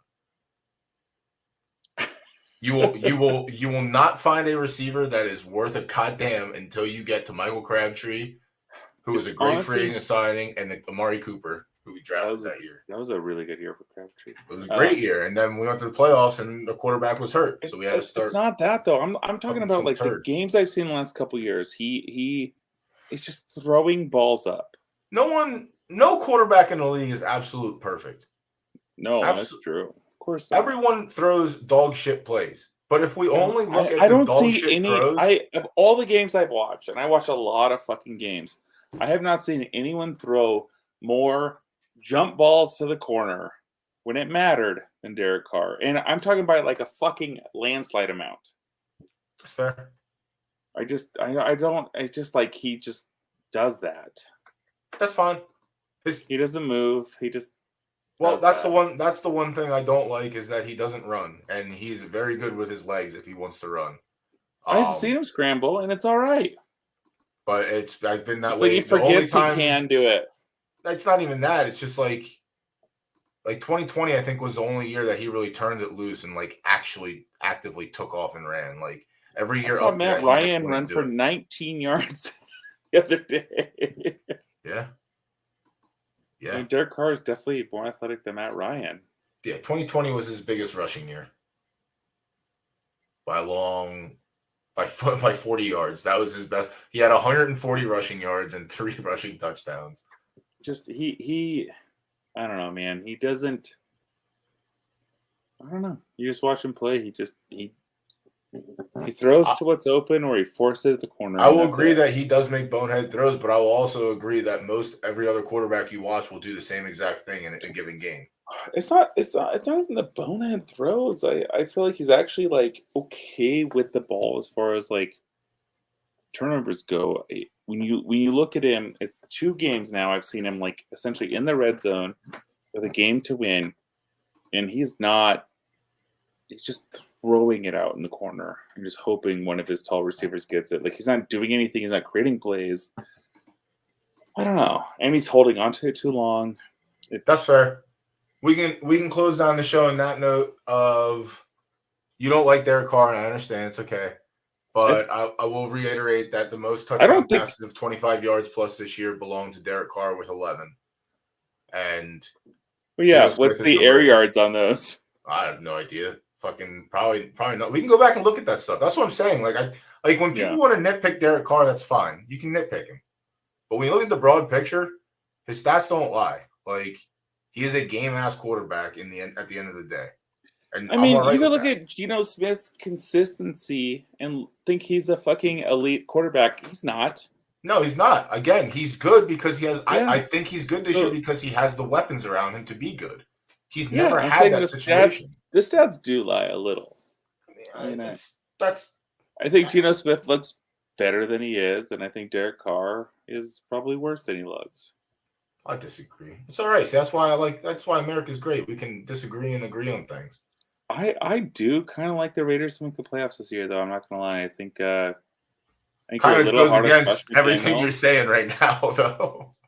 No, that's not true at all. I don't think Derek Carr is the he's not a franchise quarterback. I think he's better than replacement level. I think I don't think he's a game winner when it matters. But he can certainly make some throws. And My Devontae man has Adams, the most comeback wins, game-winning comebacks. Like when it matters, he wins. When it doesn't, he doesn't. we'll see, I guess. Listen, like I said, we can dedicate a half hour to looking at his stats. Oh, I gotta find the outro for this. But yeah, that's our show for this week. Defenses, you're stacked hold up on. for the next couple weeks. Wait, we need a side bet. We did side bet. No, did we? Oh, Goddamn White Russians, bro! I'm telling you. Well, that's a crazy one. Yeah, it's your Taysom Hill versus my Evan Ingram, K. Dotton, and Tyler Conklin, all individual matchups for 0.02 per. That's true. I saw. Okay. Do you want to do it at Derek Carr's like that? Against what? What quarterback? Hold on, let me go back to the quarterbacks. He's got a nice matchup. Let's see where we start to disagree. Because the Rams is pretty nice. What was the quarter? I mean, I actually really like Matt Collins. Like I'm going to start him in a playoff matchup. Like I said, as long as Waller's not there, Matt Collins is getting all those targets. Waller is eligible to return this week, right? Yeah, there's been some. I don't know what's going on. I haven't really paid attention to that situation, but there's talks like he wasn't hurt and this and that. So like I'm just like ignoring it. Didn't they pay him? They paid him, right? Yeah, he has a contract. Is it good or it's not Josh McDaniels' contract though? I mean, it seemed like I'm pretty sure he's paid right behind. I don't think he's got more than Kelsey, but like I'm pretty sure he's like number 3 tight end. That's I already said it earlier in the show. I fucking hate Kirk Cousins, so I'm playing Derek Carr over Kirk Cousins every day. But that you might get an argument on the other side of the screen. Oh, you know what? And that's not fan bias. That's just I do not like Kirk Cousins as a quarterback. I really don't. I don't either, but I'll take Cousins fantasy production over Carr's this week. All right. Pretty sure they're both like evenly matched for the most part. Another 0.02. I honestly I would say that Carr has a better matchup. The Rams aren't playing for shit, and they look like they're not playing for shit. And the Lions defense is actually really good. Actually, now that I'm talking it out, I don't love it as much as I thought. That's fine.